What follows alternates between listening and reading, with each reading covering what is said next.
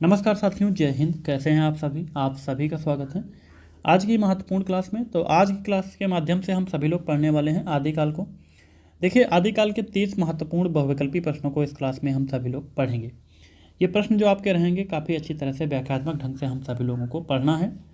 आज का जो क्लास रहेगा इसमें 30 महत्वपूर्ण प्रश्न हैं आपके, जिनकी शुरुआत हम सभी लोग करने जा रहे हैं।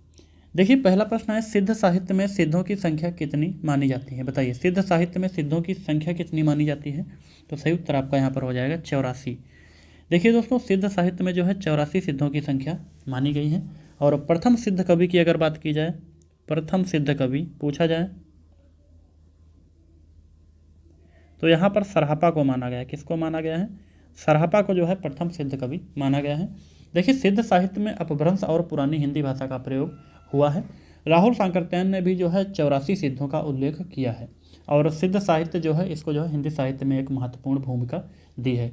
सिद्ध साहित्य में सर्वश्रेष्ठ अगर कवि का नाम पूछा जाए, सर्वश्रेष्ठ सर्वश्रेष्ठ सिद्ध कवि, तब यहाँ पर आपका सही उत्तर क्या रहेगा? देखिए, लुइपा रहेगा। ठीक है, सबसे ऊंचा स्थान जो है लुइपा को इसमें दिया गया है। चलिए आगे देखिएगा, कौन सी जो है विद्यापति की रचना नहीं है? बताइए, कौन सी इसमें से विद्यापति की रचना नहीं है? सही उत्तर आपका क्या हो जाएगा? तो गीत गोविंद, यानी ऑप्शन नंबर डी की तरफ देखिएगा। गीत गोविंद जो रचना है दोस्तों, ये किसकी है? तो जयदेव की रचना है। ये दोस्तों जयदेव की रचना है। ये जो है विद्यापति की रचना नहीं है। तो बिल्कुल सही उत्तर आपका ऑप्शन नंबर डी हो जाएगा। देखिए, इसकी रचना इन्होंने 12वीं शताब्दी में की थी। कब की थी? 12वीं सदी में की थी। और इसकी भाषा की अगर बात करें तो भाषा इसकी जो है संस्कृत भाषा है। कैसी भाषा है? संस्कृत भाषा है। ठीक है, बाकी कीर्ति पताका, कीर्तिलता और पदावली, ये तीनों जो है विद्यापति की काफ़ी महत्वपूर्ण और प्रसिद्ध रचनाएं हैं। पदावली की जो भाषा है दोस्तों, ये मैथिली भाषा है। कैसी भाषा है? ये जो है मैथिली भाषा है।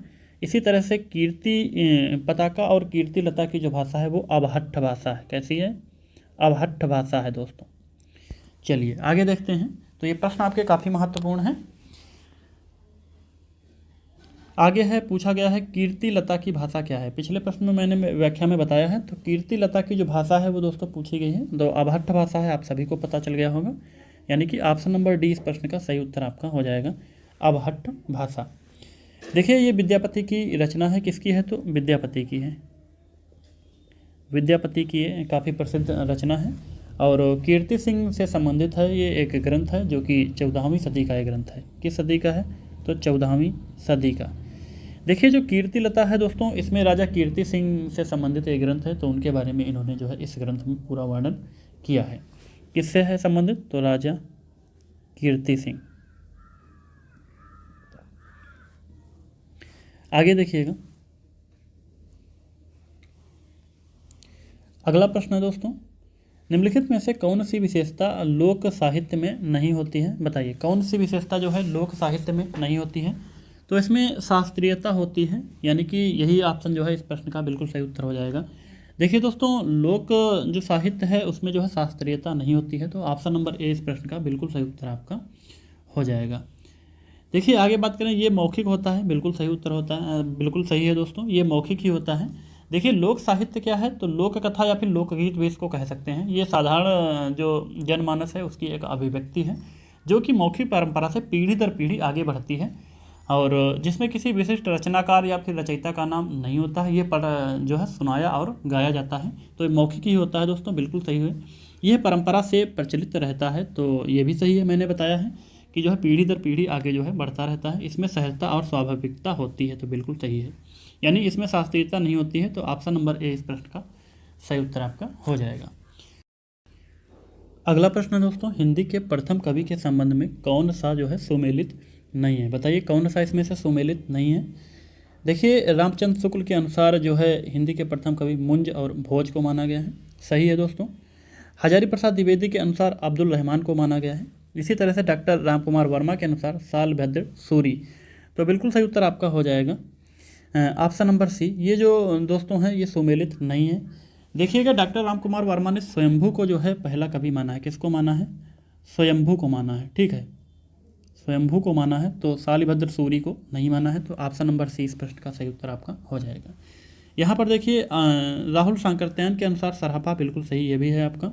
देखिए बच्चन सिंह ने जो है विद्यापति को माना है और शिव सिंह सहगल ने पुष्य और या फिर पुंड को प्रथम कवि माना है। तो ऑप्शन नंबर सी इस प्रश्न का सही उत्तर आपका है।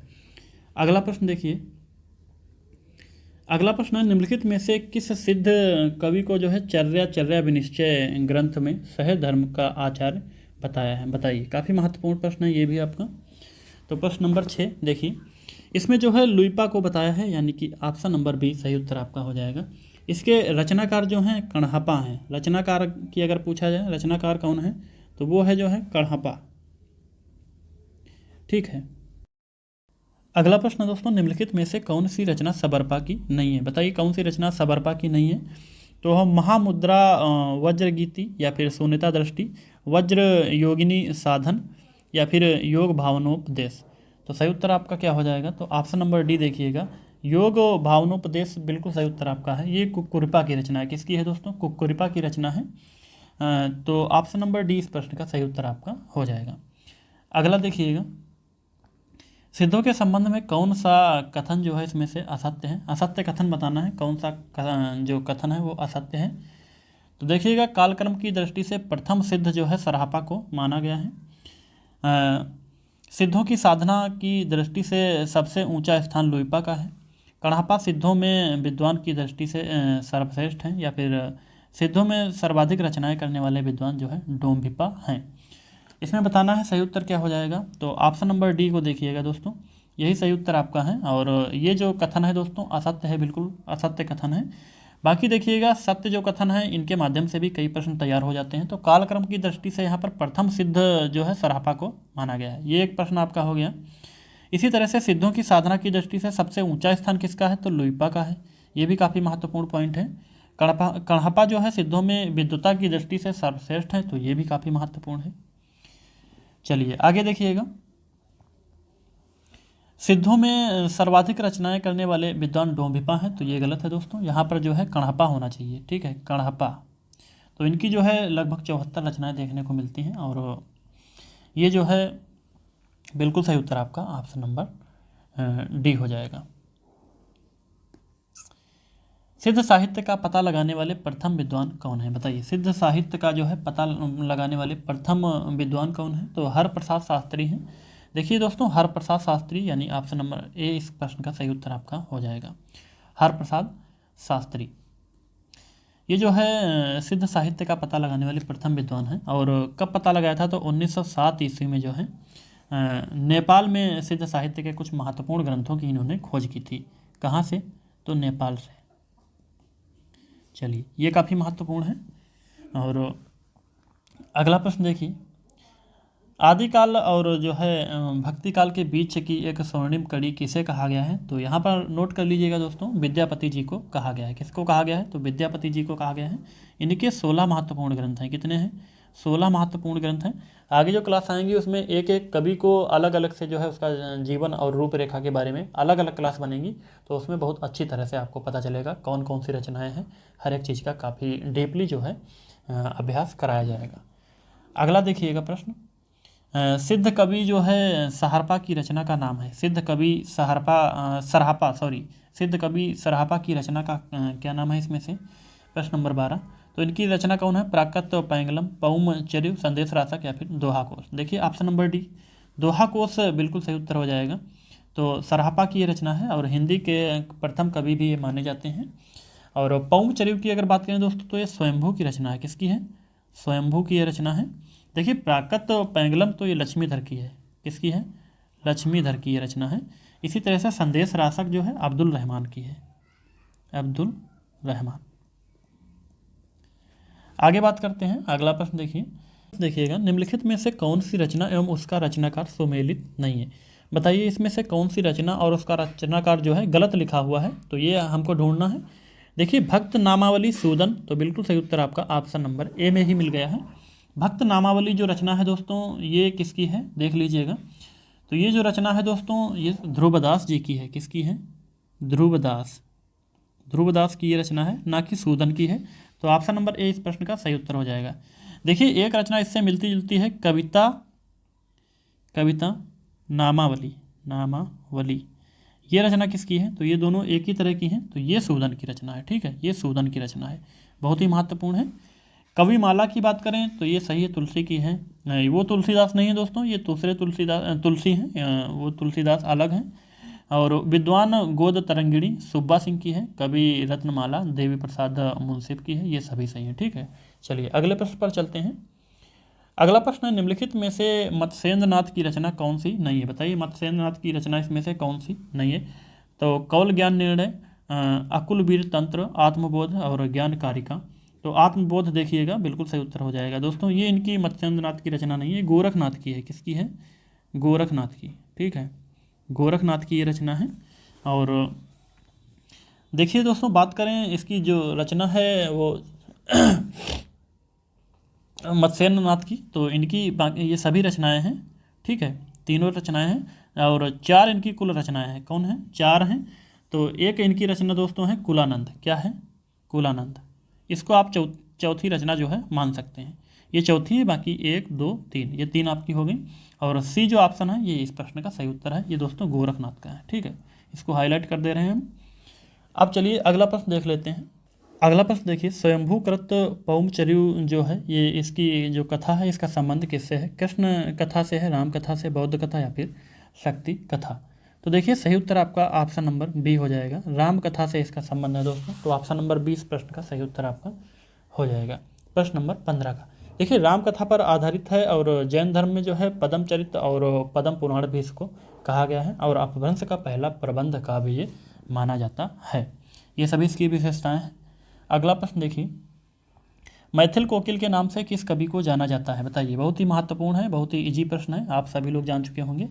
तो मैथिल कोकिल किसको कहा जाता है बताना है। तो विद्यापति को जो है मैथिल कोकिल कहा जाता है, यानी ऑप्शन नंबर ए इस प्रश्न का सही उत्तर आपका हो जाएगा। Option number A Vidyapati. देखिए, आदिकालीन ये कवि हैं और इनकी जो पदावली जो प्रसिद्ध रचना है उसकी भाषा, इनकी एक प्रसिद्ध रचना है पदावली। पदावली, तो इसकी भाषा कौन सी है दोस्तों? इसकी भाषा जो है मैथिली भाषा है, मैथिली भाषा। तो इसी रचना के लिए इनको जो है मैथिल कोकिल का नाम दिया गया है। अगला प्रश्न देखिए, अपभ्रंश शब्द का सबसे पहले प्रयोग कहाँ देखने को मिलता है? अपभ्रंश शब्द का सबसे पहले प्रयोग कहाँ देखने को मिलता है, पूछा गया है।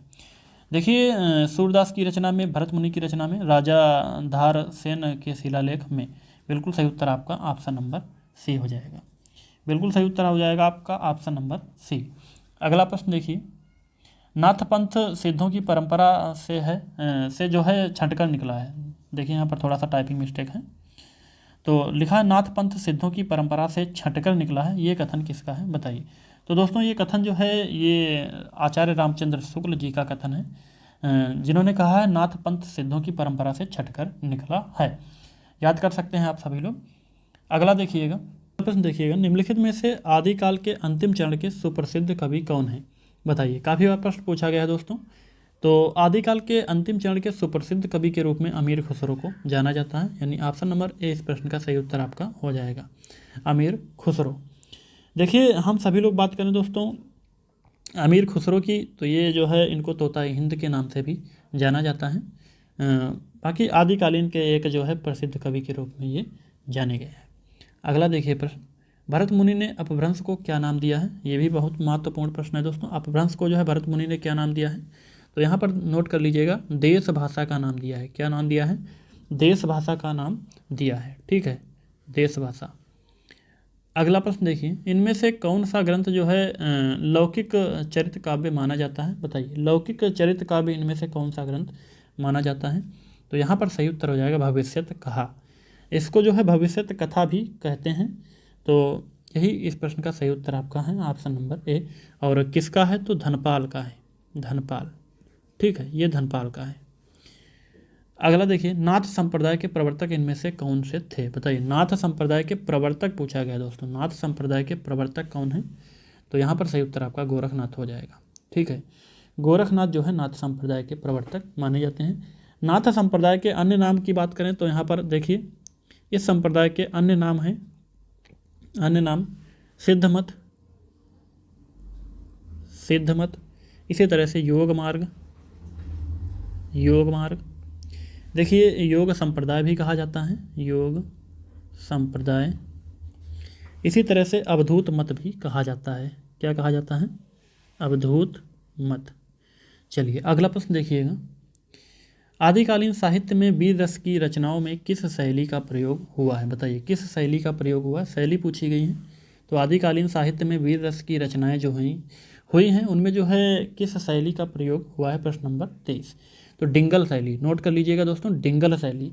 डिंगल का मतलब अपभ्रंश और राजस्थानी, अपभ्रंश और राजस्थानी। ठीक है, अपभ्रंश और राजस्थानी। आगे देखिए, श्रावकाचार की रचना किसने की है? श्रावकाचार की रचना किसने की है? तो आचार्य देवसेन। बिल्कुल सही उत्तर आपका ऑप्शन नंबर ए हो जाएगा, देवसेन।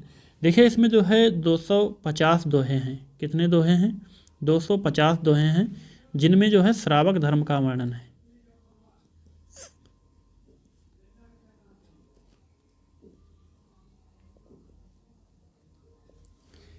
जिनमें जो है श्रावक धर्म का वर्णन है। इसका जो रचना वर्ष है दोस्तों, रचना वर्ष देखिएगा, रचना वर्ष वो जो है 933 ईस्वी के आसपास, 933 ईस्वी के आसपास। अगला प्रश्न देखिए, गोरखबानी के जो है संपादक कौन है? बताना है आपको, गोरखबानी के संपादक कौन है? बताइए दोस्तों, गोरखबानी के संपादक कौन है? प्रश्न नंबर 25। सही उत्तर क्या हो जाएगा? तो इसके जो है पीताम्बर दत्त हैं। बिल्कुल सही उत्तर आपका ऑप्शन नंबर बी हो जाएगा, पीताम्बर दत्त। देखिए इन्होंने जो है गोरखनाथ के 14 ग्रंथों को प्रामाणिक मानकर जो है उनका संपादन गोरखबानी नाम से किया है। तो आप सभी लोग समझ चुके होंगे।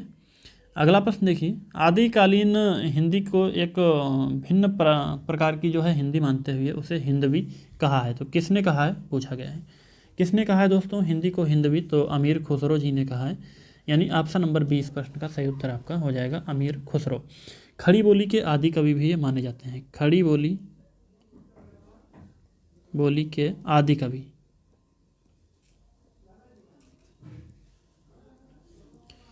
आगे देखिएगा, इनमें से अपभ्रंश के सर्वप्रधान कवि हैं। बताइए अपभ्रंश के जो है सर्वप्रधान कवि हैं कौन है? सही उत्तर क्या हो जाएगा?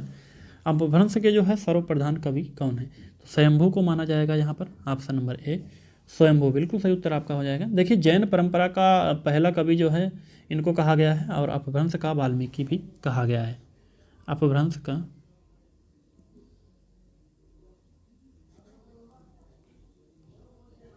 वाल्मीकि, और क्या कहा गया है इनको?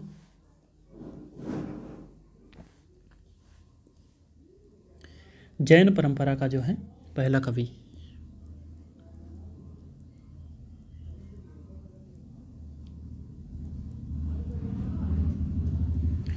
आगे देखिएगा, अगला प्रश्न है, 11वीं शताब्दी में रचित लोक भाषा काव्य है। बताइए 11वीं शताब्दी में रचित जो है लोक भाषा काव्य इनमें से कौन सा है?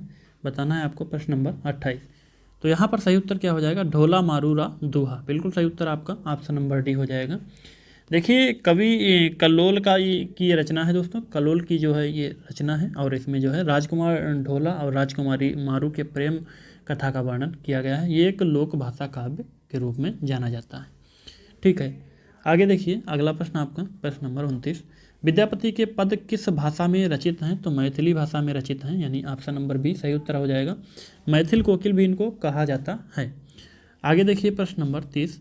वीरगाथा काल के प्रसिद्ध प्रबंध काव्य का नाम क्या है? बताइए वीरगाथा काल के प्रसिद्ध जो है प्रबंध काव्य का नाम क्या है? तो पृथ्वीराज रासो आप सभी को लगभग पता होगा। तो आज की क्लास में हमने जो है कुल 30 महत्वपूर्ण प्रश्नों का अध्ययन किया है। ऐसे ही आदिकाल की कम से कम 10 से 15 क्लास आप सभी को देखने को मिलेंगी, जिसमें हर एक चीज़ जो है कवर हो पाएगी।